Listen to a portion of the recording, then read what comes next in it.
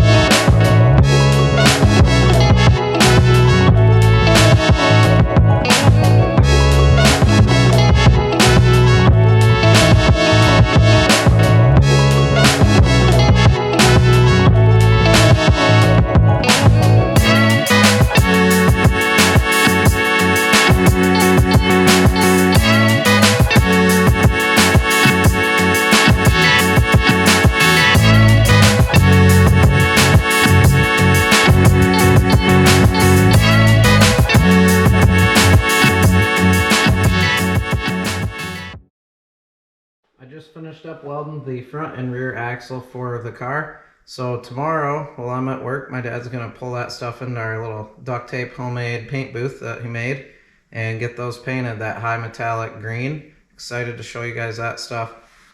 So once we get that all painted, then we're going to be sliding those into the freshly painted frame, and it's going to look super cool. Can't wait to show you guys.